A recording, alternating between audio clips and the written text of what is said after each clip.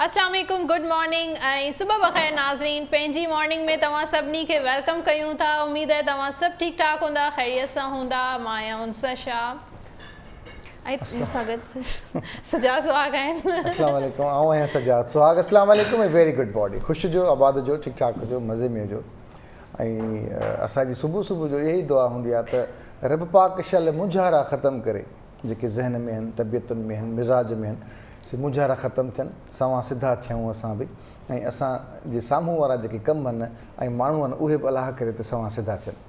उमेदु आहे तव्हां ठीकु ठाक हूंदव, ख़ैरियत सां हूंदो ऐं दिलि जूं मुरादूं पूरियूं थींदियूं, अंगण आबाद हूंदा, ख़ुशहाल हूंदा ऐं ज़िंदगी जूं खोड़ सारियूं रौनकूं अलाह शल असां तव्हांजे नसीब में शामिलु करे। आमीन। ख़ुशि हुजो। कहिड़ो हाल आहे? तव्हां ठीकु आहियो? मां ठीकु ठाक आहियां। तव्हां जॾहिं स्टार्ट पे कयो त तव्हांजे दिलि में कुझु का ॻाल्हि ज़रूरु हली पए या दिमाग़ में तव्हांजे ॻाल्हि हली पए, इनजे करे तव्हांखे खिल पे आई। ॿुधायो। न, मूंखे खिल न पई आई तव्हांजे स्टार्ट वठण सां हिन सां, त मूंखे ॿियूं शयूं मुंहिंजी अख़बार पढ़ियमि पई। हा, त न मूं तव्हांखे चयो कि अॼु तव्हांखे शो में गानो ॻाइणो आहे असां लाइ। मुझे शायद मां तव्हांखे अॻु में बि ॿुधाए चुको आहियां। न न ॻाल्हि बिल्कुलु सची ॻाल्हि आहे, ऐं मां तव्हांखे अॻु में बि अर्ज़ु करे चुको हुयुसि त मुंहिंजी आवाज़ में अलाह साईं एॾो सुठो दर्दु ॾिनो आहे जो मां ॻाईंदो आहियां त अॻिए खे थोरी देरि खां पोइ पंहिंजे मथे में महसूसु थींदो आहे। त उन दर्द खे मां पाण ताईं महदूद रखणु थो चाहियां। का ॻाल्हि कोन्हे, असां पैनाडॉल असां सां गॾु आहे, असां पैनाडॉल खाईंदासीं ऐं तव्हांजो जेको दर्द भरियल गानो जेको आहे उहो ॿुधंदासीं। अच्छा, अॼु माना तय आहे त पको पए आहे त तव्हां गानो ॿुधंदव। गानो ॻाइण जी कोशिशि कंदासीं। ॿियो तव्हां अॼु कल्ह कीअं सुठो ॾींहुं रहियो तव्हांजो? ज़बरदस्त, ऐं गेस्ट असांजा ॾाढा सुठा हुआ कल्ह वारा, इलाही इंफॉर्मेटिव शो हो कल्ह वारो।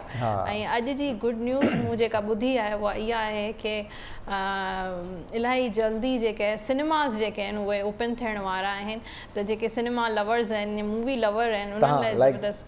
मूंखे आई लव मूवीज़ ऐं मूंखे सिनेमा वञण जो एॾो ज़्यादा मतिलबु इलाही जेको आहे क्रेज़ आहे।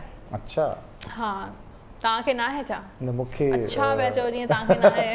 न, मूंखे शौक़ु हूंदो आहे, पर 3 कलाक वारी जेका 2.5 कलाक वारी जेको टाइम कंटिन्यूअसली हिकिड़ो फिल्म खे मूड ते डिपेंड कंदो आहे। भई मूवी माण्हू जॾहिं सिनेमा में वेंदो आहे, पॉपकॉर्न्स हथ में हूंदा आहिनि ऐं जूस हथ में हूंदो आहे, ऐं पोइ वरी जेको कुझु बि जेको तव्हां पीओ, पाणी बि थी सघे थो।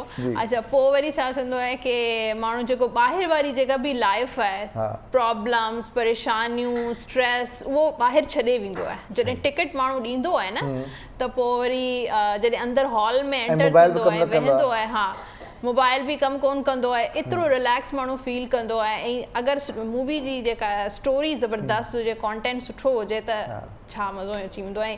गाना, सॉन्ग्स, फन, घर वारा मैसेज कंदा रहंदा आहिनि, पर को फ़ाइदो न आहे उन्हनि जो बि। कंहिंजो फ़ोन अटेंड न आहे करणो। हा, बिल्कुलु। त इहा मूंखे जेका न्यूज़ आहे ॾाढी ज़बरदस्त लॻी कि अलाह करे मूवीज़ सिनेमास त खुलनि पियूं, पर मूवीज़ बि सुठियूं ॾिसणु मिलनि ताकी मज़ो अचे, फन बि थिए। पाकिस्तानी थोरी घटि हिननि जो हूंदो आहे, हिन जी जेका क्वालिटी आहे, स्पेशली जेका स्टोरी या कॉन्टेंट जो कमज़ोर हूंदो आहे। बाक़ी आहे कि इंग्लिश मूवीज़ ऐं ॿी ॻाल्हि इहा आहे कि छा थो चइजे, कैनेडा जूं मूवीज़ आहिनि या टर्किश मूवीज़ आहिनि या ईरानी मूवीज़, उहे चवनि था कि उहे ॾेखारींदा। हा, चवनि था कि अलाह करे ख़ुशहाली अचे, लाइफ जे रूटीन ते मोटी अचे। अदी नसीम नालो। अदी नसीम, अस्सलाम वालेकुम, वेरी गुड मॉर्निंग। कीअं आहियो? ठीकु आहियो मुंहिंजी भेण? Happy happy happy happy. तव्हां ॿुधायो? असां बिल्कुलु ज़बरदस्त आहियूं। उन सां तव्हां? मां ठीकु ठाक आहियां। तव्हां अॼु ॿुधायो, हेतिरा अरसे खां तव्हां अचो था टीवी ते, मॉर्निंग शो कयो था, छा फीडबैक आहे माइटनि जो, दोस्तनि जो, पाड़े वारनि जो तव्हांखे? तव्हां में मीडिया में कमु न कयो कॾहिं बि, हाणे जॾहिं तव्हां हीउ प्रोग्राम कयो था, जंहिं तव्हांखे ॾिठो आहे उन छा चयो आहे तव्हांखे? सुठा कमेंट्स आया आहिनि। उन्हनि चयो आहे अदी नसीम सेलिब्रिटी ठही वई आहे, स्टार थी वई आहे, हाणे त साईं ॾाढी पकी थी गई आहे। हाणे त साईं फ़ोन ते कोन पई ॻाल्हाईंदी, न त फ़ोन करंदी, पुछंदी हुई। तव्हां सां फरमाइश कंदा आहिनि कि अदी नसीम शो में इहा शइ ठाहे ॾेखारिजो या इनखे इम्प्रूव कयो, अहिड़ो कुझु फीडबैक तव्हांखे मिलंदो? चयो आहे, माना जीअं ॾिस शेफ आहिनि, उन्हनि बि मूंखे चयो त तव्हां जेका प्रेज़ेंटेशन जेका शुरू में स्टार्टिंग में हुई त रमज़ान में हुयो न जी त उहा रमज़ान वारी थोरी माना हुई मूंखे बि नओं मुंहिंजो बि नओं स्टार्टिंग हुयो जी त मूंखे बि शेफ पाण ॿिन्ही जो जेको आहे न रमज़ान इलाही टफ गुज़रियो एग्ज़ेक्टिव शेफ हो पीसी जो हुन मुंहिंजो प्रोग्राम ॾिसंदो आहे शो जेको बि आहे ओके त उहो ॾिसंदो तव्हांजो आहे कुलीग आहे न एग्ज़ेक्टिव शेफ आहे ओके पीसी जो ओके अच्छा त हुन पोइ मूंखे ॿुधायो चई ते त तुंहिंजी मिस्टेक आहे पोइ मां चयो हाणे रमज़ान जो टाइम हुयो शयूं त ज़ाहिर आहे असां हुननि चयो त तव्हां पंहिंजी कंप्लीट रेसिपी छो नथा ॾेखारियो ठाहिण जे टाइम ते त मां चयो उहो न आहे शो जेको असां ॾिस बसर विझूं था लूणु विझूं था कंबाइंड शो आहे त सभिनी खे मतिलबु टाइम ॾियणो आहे त इन जेके मूंखे मुंहिंजो प्रेज़ेंटेशन ॾियणी हूंदी आहे रोज़ जी रोज़ कुकिंग जो त मतिलबु ॾेखारींदा आहिनि पर हुन में मुंहिंजो सिर्फ़ु कुकिंग जो न आहे पोइ हुनखे आयो सम्झ हुन चयो त हाणे कमु त करे थी कमु नज़र त नथो अचे असां जादू आहे न हा जल्दी जादू में ठही वेंदो आहे सभु ऐं उहो त सुठो थियो असां पंहिंजो इलाजु बि करायो न त ॻाल्हाए बि न सघंदासीं जेके महिमान नवां ईंदा आहिनि उन्हनि वीचारे ख़बर असां दादी थी विया आहियूं पोइ चवंदा आहिनि अखियूं सड़नि थियूं खंघि थी अचे छा कयूं असां कोरोना त न थी वियो असांखे बाबा तव्हां पंहिंजो इलाजु करायो पोइ वरी कलाक खां पोइ फ़ोन कंदो आहियां त मां चयो आहे टेस्ट करे ई कोरोना जी तव्हां चवंदा आहिनि न त तव्हांजे किचन जा मसाला अहिड़ा हुया जो असांखे डपु पियो लॻो त खंघी बि न पिया सघूं त मतां असांजा मेज़बान सम्झनि पर जॾहिं हू खाईंदा आहिनि जॾहिं शो खां पोइ जॾहिं अदी नसीम जो खाधा जॾहिं हू टेस्ट कंदा आहिनि त उहो सॼी जेको बि साड़ हूंदो आहे या उन्हनि खे इरिटेशन हूंदी आहे उहो सभु बैलेंस थी वेंदो आहे विसरी वेंदा आहिनि यादगिरी त पुछनि कहिड़ो कुझु थियो पिया त तव्हांखे मतिलबु मोटिवेशन छा मिले थी ज़ाहिर पुछंदा आहिनि मां चयो ॿुधाईंदा आहिनि सुठो हाणे सभ जो टेस्ट पंहिंजो आहे हाणे कंहिंखे टेस्ट मुंहिंजो वणे या कंहिंखे न वणे ज़बरदस्ती जेको बि अॼु ताईं गेस्ट आयो आहे मूंखे नथो लॻे की कंहिं चयो हुजे की अॼु जी जेका डिश आहे उहा सुठी न हुई मुंहिंजी कोशिशि हूंदी आहे दिलि सां ठाहिण जी दिलि सां ठाहींदा आहियो हथ सां न दिलि सां मतिलबु पंहिंजो दिलि जो ॾींदी आहियां त भला ठाहे माण्हू ठहंदो हथ सां ई माना जॾहिं सॼो माइंड उन में वेंदो आहे न उन सां कुझु बाक़ाइदे फॉर्म में आहे की छॾे नथी बसि को जुमिलो शल मिली पियो सही ॻाल्हि आहे न तव्हां मुंहिंजो जुमिलो झलियो न अधी मेथी वारो विसारे नथो थी सघां हाणे मेथी चवण ई छॾे ॾिनी आहे एड बि कंदसि मेथी सो अॼु छा था ठाहियो अॼु मेथी त नथा ठाहियो न अॼु तव्हांजी फरमाइश आहे कल्ह जेका तव्हां चयो न गुआर अॼु तड़के वारी गुआर आहे तड़के वारी असां हुनखे दड़को भला हिते ॾियो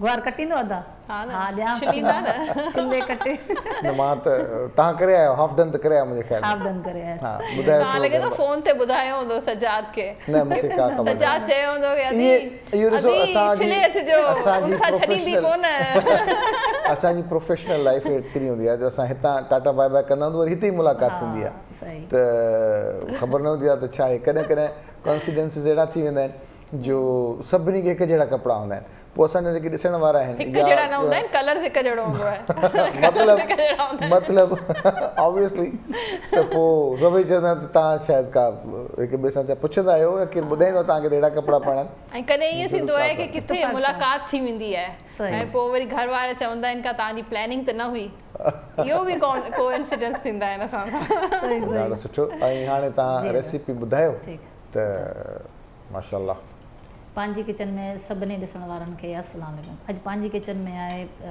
तड़केदार गुआर सिंधी माना पंहिंजे हिन में जेको ठाहींदा आहियूं विथ पराठा लच्छेदार त पहिरीं मां तव्हांखे ॿुधाईंदसि गुआर जी रेसिपी गुआर खे बॉइल करे बिल्कुलु ॻरी वञे त उनखे बाद में मैश करे छॾियो मैश करे न मैश करणु तव्हां पसंदि नथा करियो त भले साबित रखी सघियो पोइ उनखां बाद में असां वटि जेके भाॼियूं आहिनि हुननि खे बसर आहे टमाटर आहे गिदामड़ी आहे लूणु आहे मिर्चूं आहिनि हैड आहे बसि इहो ई आहे ॿियो थूम ज़ीरो हिननि खे पहिरीं असां बसरनि खे दाग़ कंदासीं दाग़ करण खां बाद में पोइ ज़ीरो आहे उहो विझंदासीं टी स्पून ज़ीरो विझी पोइ टेबल स्पून जिंजर गार्लिक जो पेस्ट विझंदासीं हुनखां बाद में पोइ टमाटा प्यूरी करियो या त बिल्कुलु तव्हां मिक्स करे छॾियो हुनखे टमाटनि खे उहो असां ऐड कंदासीं हिननि में हुनखां बाद में पोइ असां जेका गुआर आहे हुनखे ऐड कंदासीं पोइ गुआर खे ऐड करे बिल्कुलु पाणी जॾहिं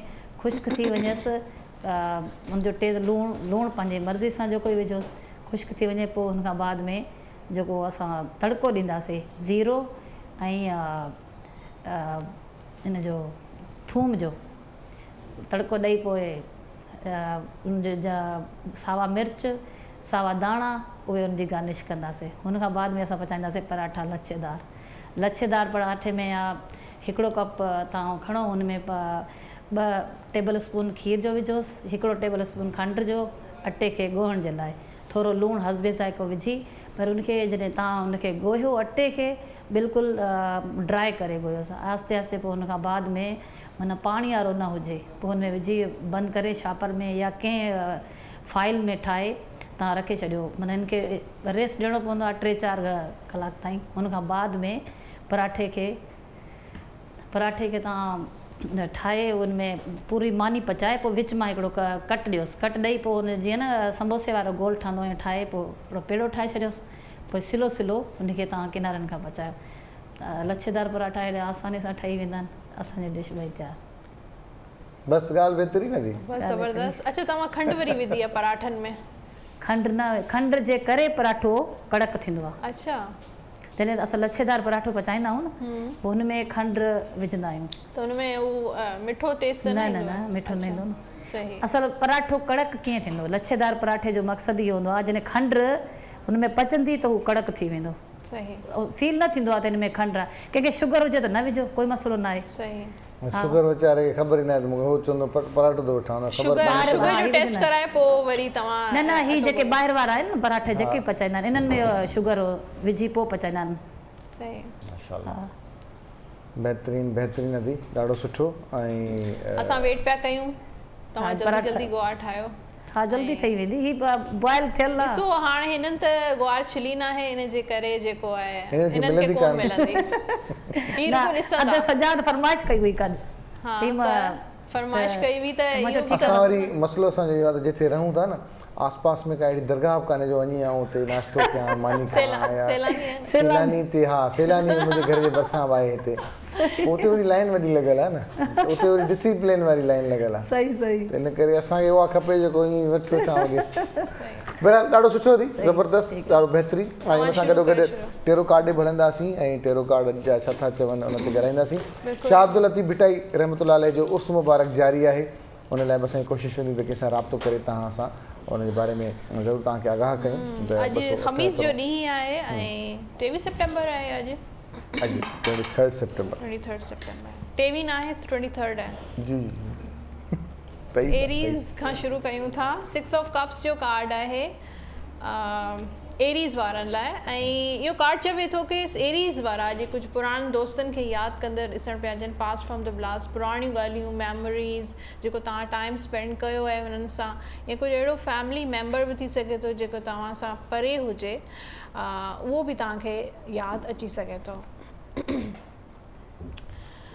टॉरस, एस ऑफ वॉन्ड्स जो कार्ड आहे। टॉरस वारनि लाइ ज़बरदस्त एनर्जी आहे। टॉरस वारनि जी न्यू बिगिनिंग जो कार्ड आहे। अॼु नयो को कमु स्टार्ट कंदे ॾिसण में पिया अचो, को नयो बिज़नेस थी सघे थो, को नयो रिलेशनशिप में बि अची सघो था, को नयो कमु तव्हां अगरि प्लान कयो आहे त एक्शन वठंदे ॾिसण में पिया अचो।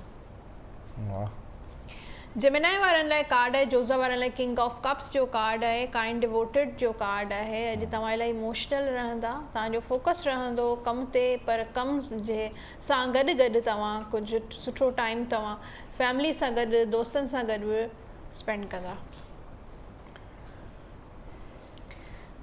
जेमिनाई खां पोइ आहे कैंसर, पेज ऑफ पेंटिकल्स, ऐं गुड न्यूज़ तव्हांखे मिलंदी ॿारनि सां रिलेटेड या पैसनि सां रिलेटेड। किथे तव्हांजा पैसा जेके आहिनि उहे स्टक आहिनि, पेमेंट तव्हांखे न मिली आहे, स्टक थियल आहे, डिले पई थिए, त अॼु तव्हांखे उनजे सां रिलेटेड का गुड न्यूज़ मिलंदी।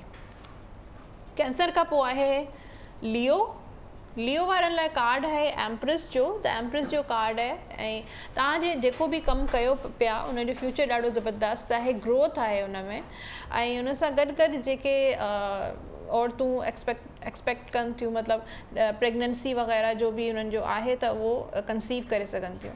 ऐं उन सां गॾु जेको आहे सेल्फ केयर जो बि कार्ड हूंदो आहे। थोरो टाइम तव्हां पंहिंजे लाइ कढो, ऐं चाहे कलाक, अधु कलाक, 10 मिंट, 20 मिंट बि तव्हां पंहिंजे लाइ कढी सघो था। हा दी, तव्हां ईअं कढंदा आहियो पंहिंजे लाइ टाइम?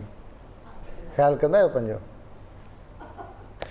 हर को कढंदो आहे असां किथे कंदा आहियूं मर्दनि वीचारनि खे ख़्यालु आहे ई कोन तव्हां कंदा आहियो तव्हांखे ख़बर ई न हूंदी आहे पंहिंजो ख़्यालु हर कोई कंदो आहे सॼो टाइम पंहिंजी मर्ज़ी सां गुज़ारींदा आहिनि ऐं पोइ वरी आख़िर में चवंदा आहिनि की असांजी त का मर्ज़ी न आहे वर्गो वारनि लाइ 10 ऑफ कप्स जो कार्ड आहे ऐं इमोशनल कार्ड आहे अॼु तव्हां इलाही इमोशनल रहंदा शादी जो कार्ड बि हूंदो आहे काफ़ी जेके वर्गो आहे वर्गो वारा आहे उन्हनि जी अॼु शादी बि थी सघे थी शादी जी का ॻाल्हि ॿोल बि थी सघे थी कंहिंसां मुलाक़ात थी सघे थी कंहिं दोस्त सां मुलाक़ात थी सघे थी ऐं उन सां गॾु हैप्पीनेस जो कार्ड बि आहे अॼु तव्हांखे का ख़ुशी ज़रूरु मिलंदी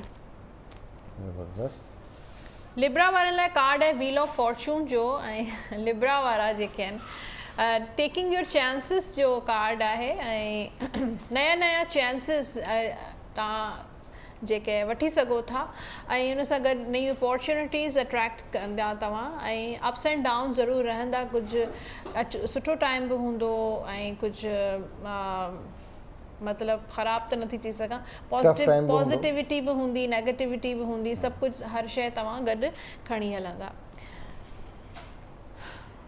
स्कॉर्पियो 7 ऑफ कप्स जो कार्ड आहे स्कॉर्पियो लाइ इमोशनल ॾींहुं आहे अॼु तव्हांजो ऐं फैमिली सां गॾु ॿारनि सां गॾु तव्हांजो अॼु टाइम ज़बरदस्त गुज़रंदो मुख़्तलिफ़ रिश्ता अची सघनि था जेके छोकिरा आहिनि या छोकिरियूं आहिनि ऐं इमोशनल चॉइसिस जो कार्ड बि आहे थी सघे थो को अहिड़ो दोस्त या तव्हां हुन सां नाराज़ आहियो या हू तव्हां सां नाराज़ आहियो उहो तव्हां सां अची माफ़ी बि घुरी सघे थो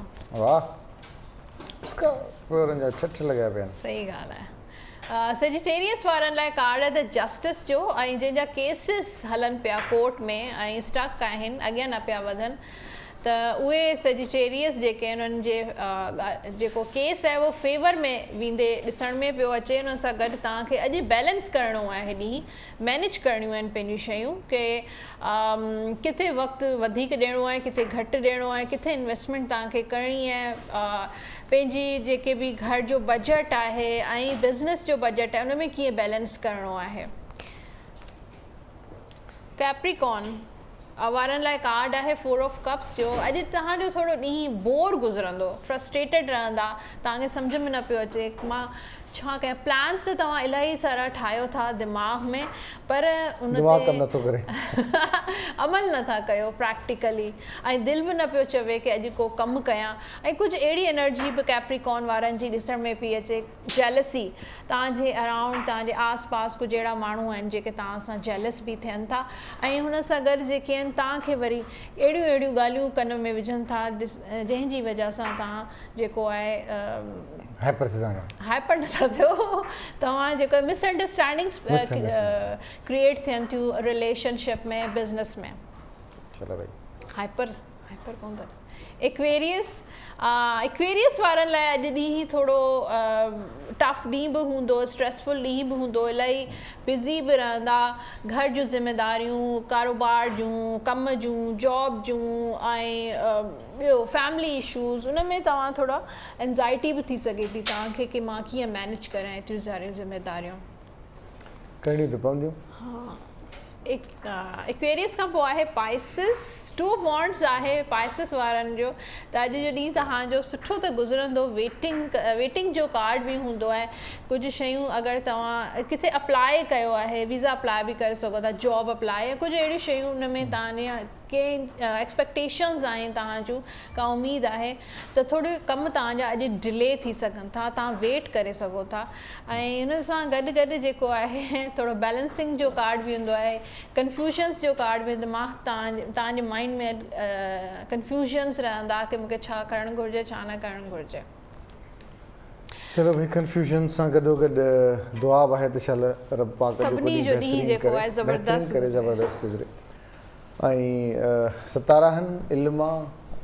कहिड़ा कहिड़ा इल्म अलाए छा छा आहे ख़बर न पवंदी आहे इन सां गॾु जेके घर में जेका कुझु ईअं थींदो आहे की जीअं कार्ड्स पिया चवनि की कुझु माण्हुनि जा डिलेस थी वेंदा आहिनि जीअं कल्ह मुंहिंजे कंहिंसां मीटिंग हुई मतिलबु क्लाइंट हो त उन चयो पियो की मां इलाही ख़ुशि आहियां पंहिंजे बिज़नेस में हर शइ में मुंहिंजी परफेक्ट हले पई घर वटां बि का परेशानी न आहे पर ज़हनी सुकून न रुकावटूं अचनि थियूं रुकावटूं अचनि थियूं मुंहिंजे कमनि में पैसनि में पेमेंट जेको वठी वञे थो उहो वरी वापसि नथो करे या पोइ आसरा ॾिए थो की तव्हां ॾियो ऐं पोइ विसारे छॾियो आसरा ॾिए थो की भई हाणे ॾे मतिलबु अहिड़ा माण्हू जेके वापसि करण वारा हूंदा आहिनि उहे बि वापसि नथा कनि सही ॻाल्हि आहे ऐं आसरा ॾियनि था हक़ीक़त आहे त ईअं ऐं अगरि लिस्ट ठाहियां त मुंहिंजी एॾी वॾी लिस्ट आहे जेके अलाए केतिरा पैसा मां ॾेई चुको इहो इन जे करे थींदो आहे की तव्हांजी जेका बि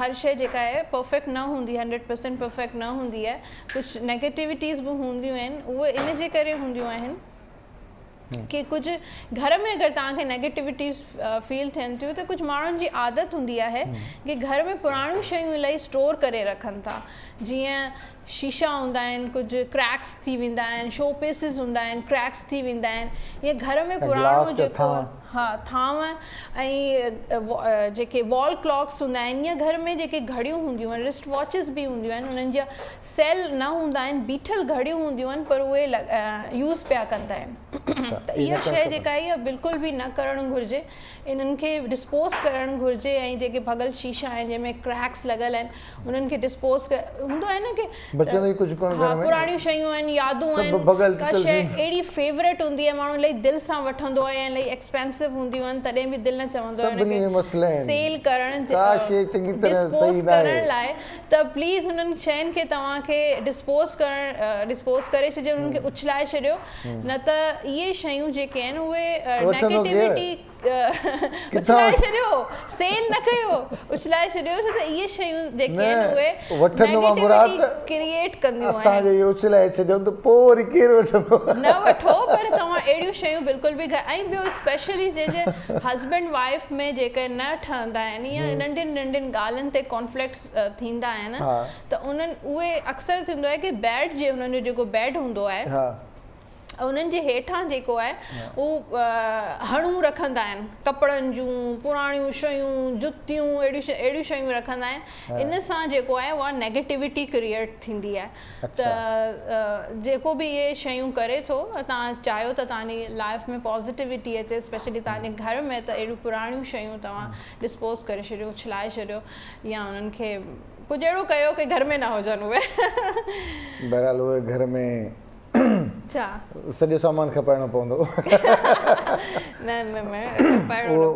स्क्रेप वारा बि चवंदा यानी छा मतिलबु हिनखे बाहि ॾेई छॾियोसि किथे बाहि ॾेई छॾियो घर मां कढो बसि सफ़ाई करो पहिरें घर जी जस्ट किडिंग थूम जो दाग लॻो आहे हाणे उन खां पोइ अदी नसीम जेको आहे मुंहिंजे ख़्याल में मसाला विझी छॾिया आहिनि अदी नसीम तव्हां मसालो अञा पवंदो अञा उहो मां थोरो ॿाहिरां थी अचां तव्हां मसाला वसाला ॾियो अञा उहो तड़को कोन आयो आहे अञा मसाले वारो तड़को अञा मसालनि जो जेको तड़को लॻंदो हा ॾियारियो छा ॿुधायो था सची ॻाल्हि आहे सो जेसि ताईं ज़िंदगी में मसालनि जो तड़को न हुजे मज़ो कीअं थींदो अच्छा खाधनि जे हवाले सां पूरी दुनिया में मुख़्तलिफ़ चैनल्स आहिनि डॉक्यूमेंट्रीज़ ठहंदियूं आहिनि हिकु हिकु शइ खे हू परखींदा आहिनि खाईंदा आहिनि एक्चुअली असां वटि छा हूंदो आहे जॾहिं मानी खाइण वक़्तु असांजे ज़हन में सिर्फ़ु इहो हूंदो आहे त असांखे पंहिंजो पेट भरिणो आहे बसि मानी में छा आहे बाबा जल्दी खणी अचो खाई थी सघूं जेके धीअ अच त वाह वाह थी बिल्कुलु तव्हां सही पिया चओ की खाधा जेके आहिनि उहे सिर्फ़ु पेट भरण लाइ न हूंदा आहिनि बल्कि उन मां असुलु उन्हनि जो जेको हिकु छा हूंदो आहे कि अरोमा न उन्हनि जो जेको हिकिड़ो अलाह साईं इन जे करे खाधा पैदा कया आहिनि की पेट त भरिजे पर उन मां जेके न्यूट्रिशन जेके आहिनि उहे मिलनि तव्हांजी बॉडी खे उन मां तव्हांजो ब्लड ठहे तव्हांजे वाइटामिन्स मिलनि मिनरल्स मिलनि न तव्हांजा वार सुठा थियनि तव्हांजी स्किन सुठी थी वञे ऐं तव्हां जेके ज़बरदस्त मसाले वारो सुहिणा लॻो ऐं खंघि बि थिए जी जी थोरी देरि लाइ थींदी न थोरी देरि लाइ न असरु हुन हले थो 2-3 ॾींहं खाधनि ते पाण ॻाल्हि कईसीं त दुनिया में जेके बि फूडी आहिनि माण्हू या फूड लवर आहिनि उहे का बि शइ टेस्ट कंदा आहिनि त उनजो फील कंदा आहिनि उनजी टेस्ट उनजे मसालनि खे पोइ कंदा आहिनि हिन में मेथी आहे हिन में कलूंजी आहे, हिन में छा आहे अदरक आहे या थूम आहे या हिन जो टेस्ट थोरो डिफरेंट आहे, पोइ हू फील कंदा आहिनि खाइण खे, इंजॉय कंदा आहिनि खाइण खे। असां वटि वठि सठि हूंदी आहे, असल में टाइम न हूंदो आहे, असां चवंदा आहियूं की बसि जल्दी जल्दी खाई कॾहिं कॾहिं असां त बाक़ाइदे इहतमामु थींदो आहे खाइण जो, 3 डिशिस अची वेंदा बाक़ाइदे खाईंदासीं, पर असां मूं त इहा ॻाल्हि फील कई आहे त असां फील घटि कंदा आहियूं पाण, बसि खाइण में थोरी देरि पहिरें वारे झटके में खाधोसीं करे पोइ वरी ॻाल्हि लॻी पई हिन ॻाल्हि खे। पर जेके फूड लवर आहिनि उहे उनखे टेस्ट कंदा। दुनिया में खोड़ माण्हू अहिड़ा आहिनि जीअं असांजे मुख़्तलिफ़ शहरनि में जेके इहा ख़बर आहे त भई बिरयानी फलाणे जी सुठी आहे, पोइ उते हलिया वेंदा आहिनि, बिरयानी लाइ वेंदा, उते ख़रीद कंदा, खाईंदा, ॾिसंदा, जज कंदा, वरी पाणे फ़ैसिलो कंदा हिन जी बि सुठी आहे पर हुनजी अञा वधीक सुठी। बिल्कुलु ईअं ई हूंदो आहे मुख़्तलिफ़ डिशिस हिकिड़ी रेस्टोरेंट जूं इलाही सारियूं शयूं जेके आहिनि उहे सुठियूं न हूंदियूं आहिनि। कल्ह मां जीअं मानी डिनर पे कयो ॿाहिरि, त उते फिश ॾाढी ज़बरदस्त हुई, ऐं उन सां गॾु असां जॾहिं प्रॉन्स घुराया त प्रॉन्स में उहो टेस्ट न हो पर फिश ॾाढी ज़बरदस्त हुई। त हिकिड़ी जाइ ते जॾहिं असां मानी खाईंदा आहियूं, जॾहिं ईअं जीअं असां जीअं मां कुक कंदी आहियां, थी नसीम कुक कंदी आहियां, जेके बि औरतूं आहिनि उहे मानी पचाईंदियूं आहिनि त उन्हनि जी का कुझु न कुझु स्पेशलिटीज़ हूंदियूं आहिनि, ऐं हर शइ उन्हनि जी परफेक्ट न हूंदी आहे, हर डिश में उहो टेस्ट न हूंदो आहे। पर इहो जीअं न छा असांजा ॾिसो जेके देसी खाधा आहिनि खोड़ अहिड़ा खाधा आहिनि जेके असांखे ई सुठा लॻंदा आहिनि, ॿाहिरियों को माण्हू ईंदो शायदि उनखे हू अजीब लॻनि, तीअं जीअं पर असांजा खाधा जेके खाधा सभिनी खे वणंदा आहिनि न, ॿाहिरियां खाधा सभिनी खे सुठा लॻंदा आहिनि। छो सुठा लॻंदा आहिनि? अदी नसीम इहो त ॿुधायो, घर जी मुर्गी दाल बराबरि छो चवंदा आहिनि?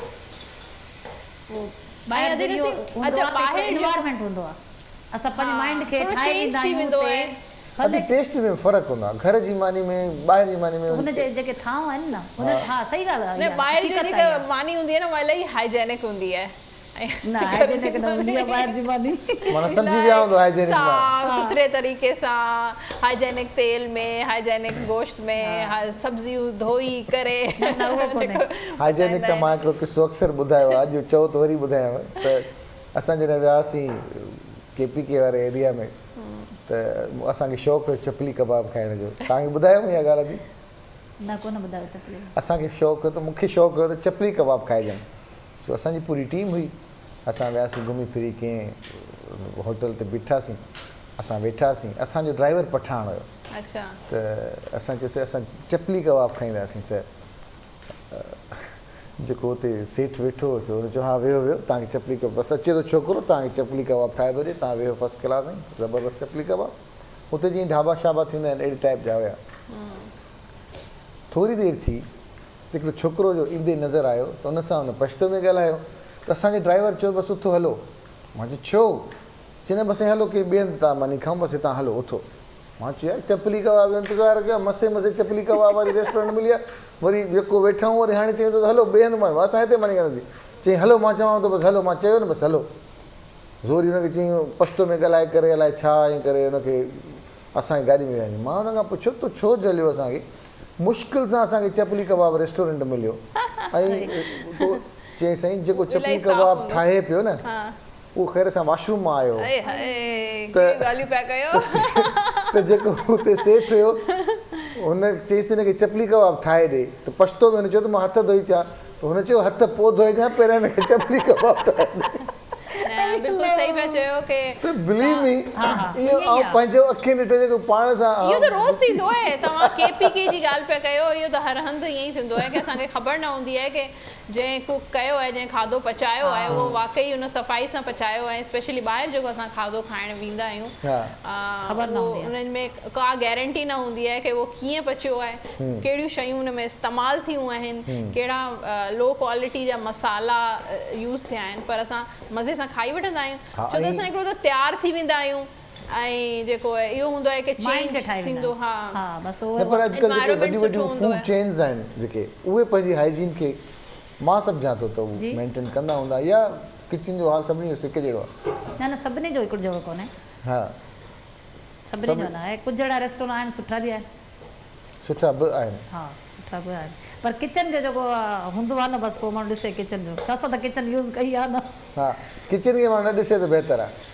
बसि काफ़ी शयूं हूंदियूं आहिनि हिकिड़े हंधि मां कॉन्टिनेंटल में हुजां त बर्गर ठाहिण जे लाइ शेफ चयो त बर्गर तव्हां ठाहियो जी त मां जेसिताईं खणणु वियसि पेटीस बर्गर पेटीस त हू हुते पई हुयूं त हुन छा कयो जल्दी फौरन ई ऑडर आयो हाणे फैमिली बि सुठी हुई त वेठा हुजनि हाणे हुन रखियो हुनजे हथ मां ई स्लिप थी वियो मूंखे चई ईअं खणी तूं बर्गर मां इहो गुनाह जो कमु न कंदसि भले तूं मूंखे कढे छॾियो छो हाणे हेठि में केमिकल आहे त इहो खणी मां हुनखे बर्गर ठाहे ॾियां मूंखे अलाह साईं ॾिसे थो मुंहिंजो मां पंहिंजे हिन में कम में बेईमानी न कंदसि शेफ खे चईंदमि त ॾिसे पियो मुंहिंजो न मां न कंदसि भले त इहो त तव्हां चयो पर हिते तव्हां नथा कयो खैर मां ई करदो वठां वरी ॾाढो छॾे करे ॿाहिरि जे कोई रेस्टोरेंट्स में डेली जेके आहे उहो उछलाए छॾियो डस्टबिन में ई डेली टीम ईंदी आहे न चेक करण लाइ कि इहो जेका हाइजीन आहे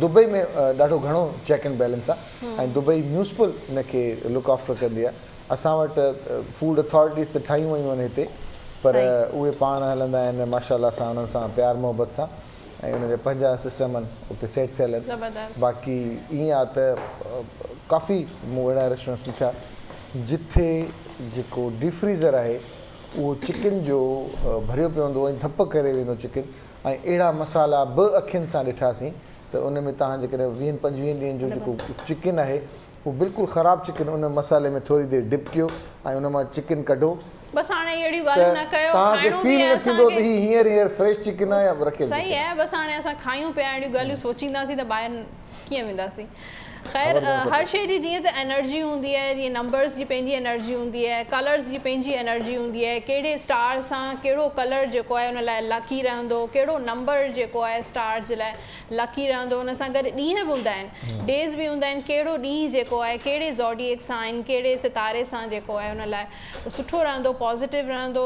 संडे सां शुरू कयूं था आचर जो ॾींहुं जेको आहे उहो हूंदो आहे प्लैनेट सन जो ॾींहुं ऐं प्लैनेट सन जेको आहे उहो लियो खे रिप्रेज़ेंट करे थो त संडे जंहिंजो स्टार लियो आहे जीअं अदी नसीम जो लियो आहे उन लाइ जेको आहे संडे वारो ॾींहुं तव्हां लाइ ज़बरदस्तु रहंदो को बि कमु तव्हां शुरू करणु चाहियो था त संडे वारो ॾींहुं जेको आहे तव्हां उन सां तव्हां स्टार्ट करे सघो था मंडे ते अचूं था सूमर वारे ॾींहुं सूमर जो जेको ॾींहुं आहे उहो प्लैनेट मून सां रिप्रेज़ेंट करे थो ऐं मून जो जेको स्टार हूंदो आहे उहो आहे कैंसर ऐं कैंसर वारा जंहिंजो स्टार जेको आहे उहो कैंसर आहे उहो मून जो ॾींहुं मंडे जो ॾींहुं हुन लाइ ज़बरदस्तु रहंदो तव्हां को बि कमु स्टार्ट करे सघो था को बि तव्हां कारोबार तव्हांखे शुरू करिणो आहे या शादी जो तव्हांजो प्लान आहे त मंडे जे ॾींहुं कैंसर वारा करे छॾियो शादी ट्यूसडे वारो जेको ॾींहुं आहे उहो मार्स प्लैनेट खे रिप्रेज़ेंट करे थो ऐं मार्स प्लैनेट जेको हूंदो आहे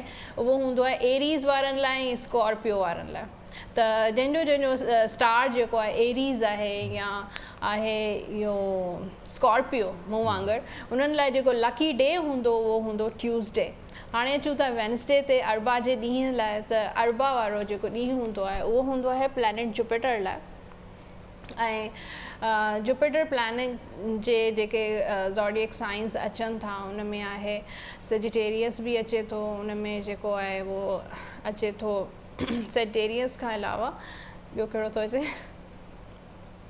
उन सां गॾु टॉरस बि अचे थो कैप्रिकॉन बि अचे थो त वेंसडे वारे ॾींहुं कैप्रिकॉन सेजिटेरियस वारा जेके आहिनि उहे टॉरस वारनि लाइ इहो लकी डे रहंदो जुमे जो ॾींहुं जेको आहे विनस वारनि लाइ हूंदो आहे ऐं जुमे फ्राइडे लिब्रा वारनि लाइ ज़बरदस्तु रहंदो टॉरस वारनि लाइ ज़बरदस्तु रहंदो सैटरडे जो जेको ॾींहुं हूंदो आहे उहो हूंदो आहे पाइसिस वारनि लाइ लकी डे रहंदो आहे वेरी ट्रू मां सची ॻाल्हि आहे हिनखे कंदसि न सिर्फ़ु 100% बल्कि 1000% के मूंखे सैटरडे जो ॾींहुं जा जेके कम हूंदा आहिनि करण जी कोशिशि कंदो आहियां त अल्हम्दुलिल्लाह हुन में आसानी थींदी आहे अच्छा त पाइसिस वारा जेको आहे उन्हनि लाइ हूंदो आहे सैटरडे जो ॾींहुं ऐं उन सां गॾु सेजिटेरियस वारनि लाइ ॾींहुं जेको हूंदो आहे उहो बि सैटरडे वारो ॾींहुं जेको आहे उहो लकी रहे ज़बरदस्त संडे टू सैटरडे अची वियासीं ख़ैर सां तो डर नहीं लगता था कि गीला रास्ता और पानी फिसलन नहीं बेसिकली पहले मैं कर चुका हूँ टिप्स तो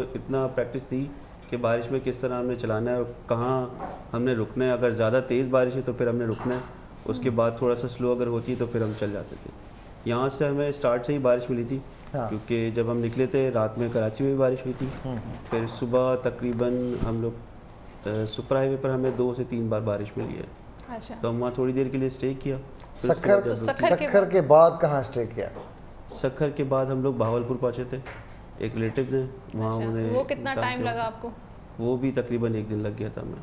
अच्छा, हाँ, तो पूरा अपना एंजॉय करते हुए जा रहे थे बिल्कुल। आपको तो कि कोई टेंशन कोई नहीं है, बाइक तो गाड़ी आपको भी चलाना आती है बाइक? जी बिल्कुल। जी जी बिल्कुल बाइक आपने भी चलाई बाइक? जी मैंने सीधे रोड पे चलाई। ऊपर जब नॉर्दर्न एरियाज पे बिल्कुल राउंड अबाउट ऐसा लग रहा था बिल्कुल आगे कुछ नज़र नहीं आ रहा। खाई, एक तरफ खाई और एक तरफ स्लाइडिंग वाले पहाड़। अच्छा। तो आप उन भी जगहों बाइक पे मैंने माशाल्लाह। बिल्कुल भी नहीं चलाई। तो आपने कौन सी जगहों पे बाइक चलाई थी? इस्लामाबाद के बाद जो रोड्स थे ना वो बिल्कुल स्ट्रेट रोड थे, तो वहाँ पे एक्साइटमेंट भी थी पहुँचने की। और वो इस्लामाबाद से लेकर कहाँ तक पहुँचे? एबटाबाद? इस्लामाबाद से हम मुजफ्फराबाद के रोड से गए थे। अच्छा, फिर वहाँ से हमने पीर चनासी का टूर किया था। पीर चनासी वाला रोड बहुत ख़तरनाक लग रहा था और वो बहुत चढ़ाइयाँ, फर्स्ट टाइम मेरी लाइफ की फ़र्स्ट टाइम की ऐसे बाइक पे चढ़ाइयाँ थी, तो वो थोड़ा सा डिफ़िकल्ट लग रहा था। लेकिन वो करने के बाद जब हम वापस नीचे उतरे तो मगरिब का वक्त हो रहा था, तो फिर उसके बाद हमने डायरेक्ट बालाकोट की राइड की, वो भी रात में। अच्छा। क्या तो बात है, बहुत एडवेंचर। कभी मज़ा ऐसा आया। नहीं हुआ कि कोई बहुत ही मुश्किल रास्ता हो और आपने रोने शुरू कर दिया हो कि जो है ना मुझे आगे नहीं जाना? नहीं, आगे ना जाने की तो बात मैंने बिल्कुल भी नहीं की थी। और इनफैक्ट क्योंकि हम जब 4x4 में भी ट्रैवल कर रहे होते हैं जी, तो जी। क्या वो जो मतलब- कागान के जो है या हुंजा जा रहे होते हैं तो वहाँ पे आंखों में आंसू आना शुरू हो जाते हैं। फिर कहते हैं कि अब बस जो है ना या तो बचे या क्या। अच्छा, कोई तस्वीर ऐसी नहीं जिसमें बाइक ना हो? बाइक से लगता है बहुत प्यार करते हैं नबील आप। बिल्कुल बिल्कुल, बाइक से बिल्कुल बाइक लवर हूँ। हाँ। और हर थोड़ी देर बाद उसको फिर जहाँ गंदी हो जाए उसको साफ़ करना। हाँ। तो ये कहती थी बस अभी आगे फिर गंदी होनी, मैंने कोई बात नहीं दोबारा साफ़ कर लेंगे। हाँ, हम मडी कार टायर और बचत भी हो गई, बाइक थे। पेट्रोल कम, मतलब बिल्कुल बिल्कुल। है ना? वैसे अगर बाइक वाकई अंदाजन convenient भी है। कितना खर्चा आया होगा पेट्रोल पे, ताकि जो अभी हमें देख रहे हैं हो सकता है कल से कपल्स नजर आए हमें रोड पे और ऐसे ना उनका होगा कुछ आपने कहा average था है ऐसे होगा वैसे कि होगा। 12 से 13,000 रुपये अप्रॉक्सीमेटली या 15,000 रुपये के अंदर अंदर खर्चा है। आना जाना 15,000 सिर्फ का? पेट्रोल का या जी जी, सिर्फ सारा? पेट्रोल का। अच्छा, कहाँ सारा तक आप खर्चा। लोग गए थे? कराची से लेकर फिर कहाँ तक?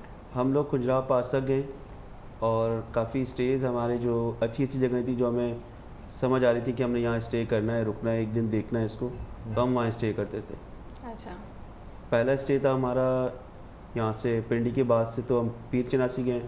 उसके बाद जो है हमने बालाकोट में स्टे हमने स्टे किया था। रात में ही राइड करके हम लोग 2 या 3 बजे बालाकोट तो पहुंचे। लोगों के क्या व्यूज होते थे आपको देखते होंगे मोटर बाइक पे? तो ये तो अंग्रेज करते हैं, हमारे कपल्स कम ही करते हैं, बिल्कुल बिल्कुल। या वहाँ पे लोकल्स लेवल पे तो चल रहे होते, लेकिन बाइक पे पूरा घूमना फिरना काफ़ी लोग मिलते थे और हैरान भी होते थे कि यार इतने आराम से आप लोग आए हुए हैं, और हाँ। पूछते भी थे कि कहाँ से आए हैं आप लोग।